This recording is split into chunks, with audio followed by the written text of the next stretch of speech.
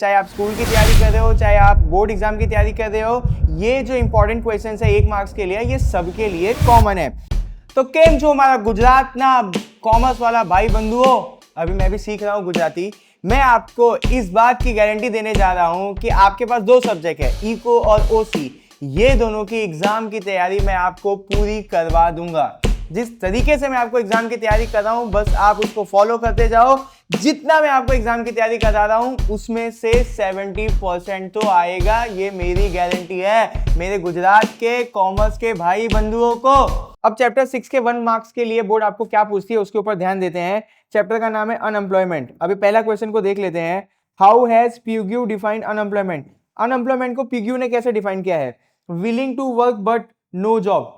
एक इंसान काम करना चाहता है बट उसको काम नहीं मिल पा रहा है। ये जो डेफिनेशन है, ये जो मीनिंग है, हमको किसने दी है? पिग्यू ने दी है। मैंने बहुत ही शॉर्ट में आपको लिख कर दे दिया। इसी तरीके से सारी प्रॉब्लम सॉल्व कर दूंगा। हमारे चैनल को सब्सक्राइब कर लो। What is the nature of unemployment in India? India के अंदर अनएम्प्लॉयमेंट का नेचर क्या है? तो भाई इंडिया के अंदर सारे तरीके के अनएम्प्लॉयमेंट है। ऑलमोस्ट सारे टाइप के अनएम्प्लॉयमेंट देखने को मिलता है हमारे देश में। Define disguised unemployment. Disguised unemployment क्या है? Extra workers without affecting output. एक जगह पे एक लोगों की काम थी, वहां पे 2 लोग जुड़ गए, बट दूसरे आदमी के जुड़ने से कोई भी एक्स्ट्रा काम हुआ नहीं, तो ऐसे प्रोसेस को हम लोग बोलते हैं डिस्गस्ट अनएम्प्लॉयमेंट। क्या लिखना है? Extra worker without affecting output. State the objective of DUGJY 24 into electricity in rural area. इस स्कीम के थ्रू क्या देना चाहती थी गवर्नमेंट? 24 घंटे इलेक्ट्रिसिटी रहे गांव के अंदर। What is mean by cyclic unemployment? Due to boom and recession. Boom मतलब अच्छा टाइम, रिसेशन मतलब बुरा टाइम। तो जब अच्छा टाइम आएगा तो इकोनॉमी ऊपर जाएगी, जब बुरा टाइम आएगा तो इकोनॉमी नीचे आएगी। जैसे साइकिल का पहिया कभी ऊपर जाएगा, कभी नीचे आएगा। तो बूम मतलब अच्छा टाइम, रिसेशन मतलब बुरा टाइम।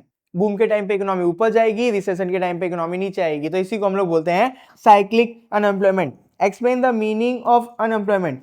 ये आपको पता तो होगा, बट शॉर्ट में कैसे लिखना है वो मैं बता देता हूं। Willing to work but no job available. काम करने की इच्छा है बट काम नहीं मिल रही है। इतना सा लिखोगे आपका काम हो जाएगा। विच programme provide 24/7 electricity service in rural area? ऊपर अपने ने इसका शॉर्ट फॉर्म पढ़ा था, DUGJY, दीन दयाल उपाध्याय ग्राम ज्योति योजना के तहत गांव के अंदर 24 घंटे इलेक्ट्रिसिटी प्रोवाइड करने की कोशिश की जा रही थी। विच योजना safeguard farmer from crop failure? कौन सी ऐसी योजना है जिससे सेफ्टी मिल रही थी फार्मर को? प्रधानमंत्री फसल बीमा योजना से फार्मर को सपोर्ट मिल रहा था गवर्नमेंट के द्वारा। What slogan is given by प्रधानमंत्री एग्रीकल्चर इरिगेशन प्रोग्राम? क्या स्लोगन दिया गया था? Water to every field. ये स्लोगन दिया गया था प्रधानमंत्री एग्रीकल्चर इरिगेशन प्रोग्राम के द्वारा। Explain the concept of drain of brain.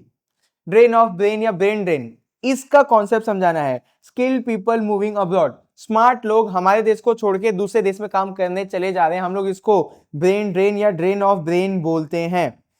Give the method for collecting land revenue under British rule. British rule के टाइम पे टैक्स किस किस तरीके से लिया जाता था उसका नाम बताओ। तो जमींदारी सिस्टम से लिया जाता था, रोटीवारी सिस्टम से लिया जाता था, और महालवारी सिस्टम से। ये 3 सिस्टम है जिसके थ्रू टैक्स कलेक्ट किया जाता था ब्रिटिशर्स के टाइम पर। In which country is distinguish unemployment found exclusively? किस कंट्री के अंदर ज्यादा डिस्गस्ट अनएम्प्लॉयमेंट पाया जाता है? तो डेवलपिंग कंट्रीज, इंडिया हो या फिर कोई भी डेवलपिंग कंट्रीज हो, उनके अंदर डिस्गस्ट अनएम्प्लॉयमेंट ज्यादा देखने को मिलता है। Which age group is called the productive age group? 15 से 64 साल वालों को हम लोग गिनते हैं प्रोडक्टिव एज ग्रुप के अंदर। ये वो एज ग्रुप है जो देश में काम करेगी। State the popular method to measure open unemployment. Open unemployment को मेजर करने के लिए सबसे पॉपुलर मेथड क्या है? एम्प्लॉयमेंट एक्सचेंज एंड सर्वे या सेंसस। ये सारी चीजें हम करवाएंगे तो ओपन एम्प्लॉयमेंट को हम मेजर कर सकते हैं आसानी से। Disguised and frictional unemployment are wide spread